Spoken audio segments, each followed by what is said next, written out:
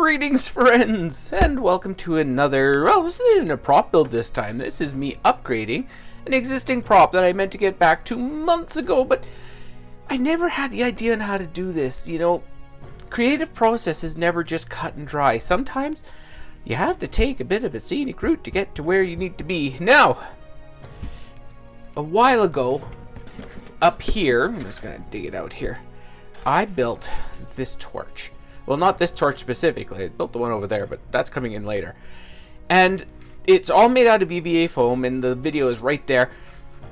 Really well-received video. You guys love building this thing, but the consistent request that I get is, sorry, where's the flame for it? And for months, I've been drawing a blank. Each time I looked at that torch, because it sits on the wall in my living room. Yeah, got a great place for it.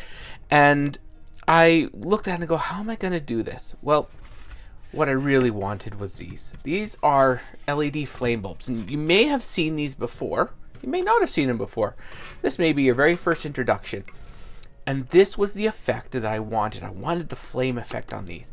But you notice that right there? That's an Edison socket, 120 volts. And I'm like, I don't want to have people wire this thing into the wall and all that. But then I was looking at the specs on this, and it says 12 volt, and I'm like, oh, wait a second, I wonder. So I got one of my bulbs that I usually use outside of my lamps, and what I did is I looked initially, the first one I did, I actually reefed this off, but I learned out that this was screwed on. This may differ depending on which bulb you find, but I'm going to give you the name of both these. This is a Tento bulb, and this one is a Toronto Gadget. But as you can see, their manufacturer is almost exactly the same, just happens to be different names on them. So what you need to do this lighting effect, you'll need one of these bulbs. And what I found is if you push down hard right there with your finger, the little bit of glue that they put in this base breaks, and it allows you to unscrew this. And this was where I had my revelation. I'm like, oh, look at this. Okay, is this 120 volts? So I go here, and it's glued on that one. There we go. I pulled that off, and you'll notice it's like opening up a Christmas cracker or a Kinder Egg. It's got sticky in there holding this together. There we go. Okay. This was where I was like, no way. That is a transformer. It steps it down to the voltage needed here. So what I did, it's very safely, I plugged this in, got it running, and I put my ammeter on these 2 points here. And it was reading 12 volts. I'm like, that is a voltage I can work with. And thus I did. So everything we're going to be doing is going to be based around this bulb. Like I said, I think that they make these all the same now, but regardless, what we want is we want one that reads 12 volts at about here. I downgraded it to 9 volts because that's the battery that I was using, but that's how we're going to start.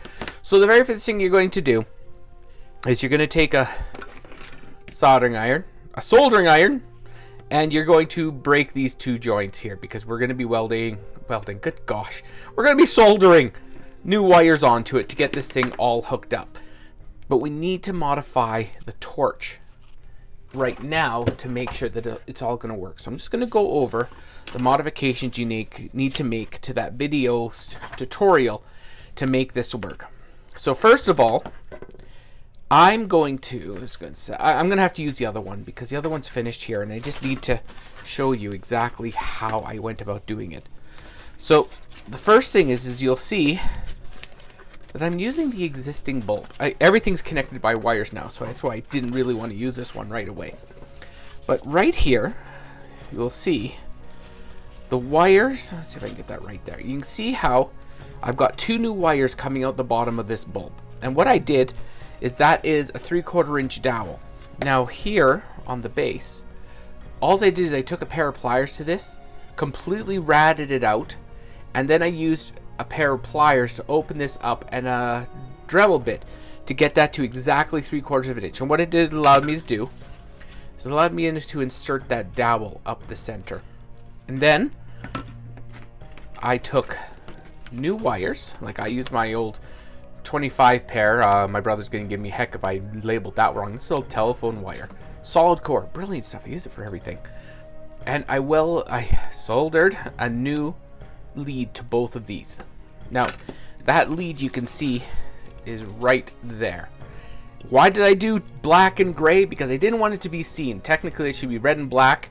Red being soldered onto the same place the red one was before, and black onto where the white one is. Just so you can keep it track when you go to actually plug it in. So, and I know this was initially going to be the hole for the wires, but I realized I could slip it down on the inside edge there. This is generating almost no heat now because of what we're going to be doing next. Then, using a drill, I put a hole down in the middle there and just bored it out with a drill, and then a Dremel after, so this fits in there beautifully like that.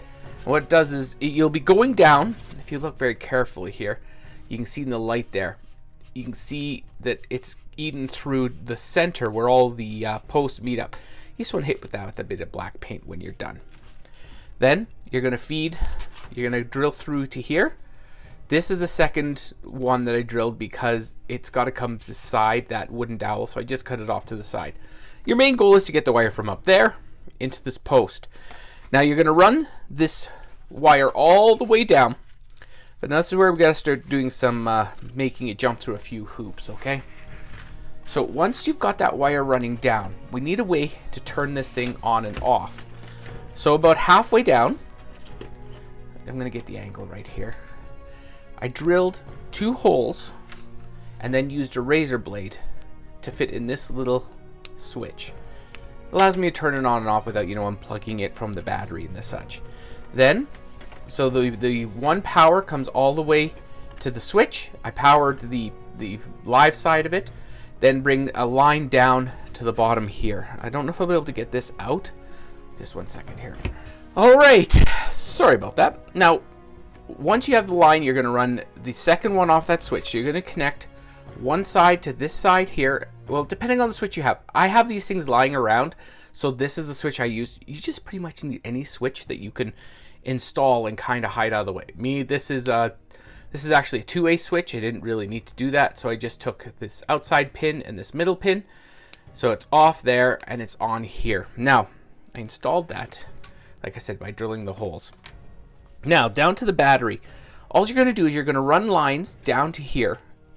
And then using a proper 9-volt battery clip, which as you can see, I'm not going to show you the mess that's underneath this, because I didn't have one on hand. And man, did I search. Ugh. It's one of those things I thought I would have all the time. And then all you're going to do is you're going to put the battery clip onto those 2 leads. And what's really nice is when this is all done, because of the size of this pipe that was built initially, that just slides up on the inside.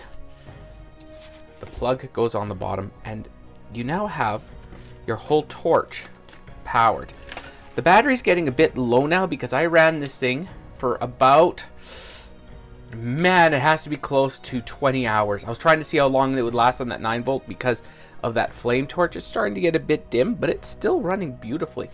But you can see, completely independent, that's 100% that 9-volt battery, coupled in the rechargeables, and you're going to be laughing all the way to the bank.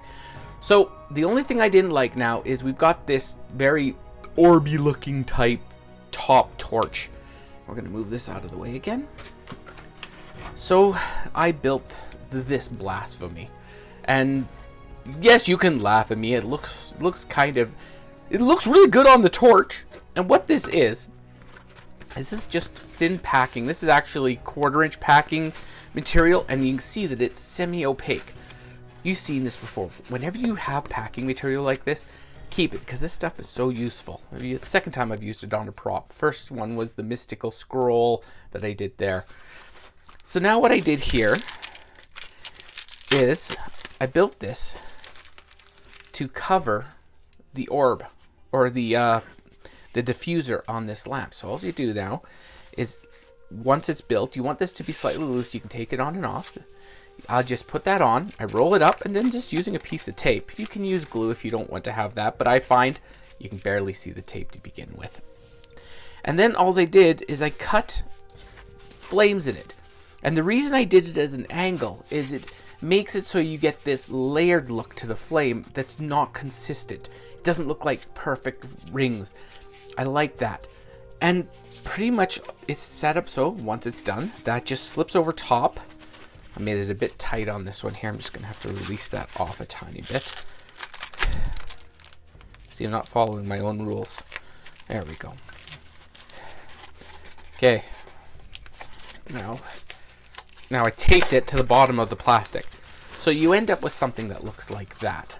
And the whole point of this is it comes over to here, and then you just slip this over top of that bulb. And you can see, push it all the way down to hide as much of that bulb as possible. And what it does is it makes your, then what you do is you just rotate the foam to the point that you have the best version out. And then you can see here, I just did some slices in it, have some fun. But you'll notice that when you turn it on, I'm just going to turn off the light here, so just give me a second, and you'll get a really good view of what this looks like. So there you go. That's how those flame bulbs look with this diffuser on it. And I have to say, it looks awesome. This can be used for more than just these torches. Anyways, that's it. I hope that this description was decent enough in what I'm saying. It's really a simple build. Oh, there's the one last thing. When you put your power onto your 9-volt, make sure you put the positive onto the positive and negative onto negative. It doesn't work if you flip it the other way. I don't know why I would know that, but maybe I tried it to see what would happen. So anyways, that is it. We now have the flame on the torch that should have been here before. And that is it. Torch is done. It's finally lit after almost a year, and it looks fantastic. I hope everybody who's built this torch finds this video, because this is such a neat effect. I love how it looks. And if you really like this video, please hit a like. It helps a ton in sending this out to more people who get to see my insanity. If you really like it, hit subscribe. And if you really like it, you can always sign up to my Patreon and help me continue on building projects like this, because it is greatly appreciated. Now, one quick extra note. If any of you buy these bulbs off Amazon and you get the exact brand that you buy and it's got the right internals, please let me know in the comments, and I will post it in the description so other people can find the exact bulbs that I did. These are about 2 years old, so I'm not sure you can still, I know you can still get these. The circuits become simpler and simpler. I am actually tempted to go order a new one, because if I can get it running on 5 volts, I can actually hook this up to a USB battery lithium pack, and then it'll glow for a week before you have to replace the batteries. Anyways, thanks so much for tuning in. I hope you all have a wonderful week, and have a good one all.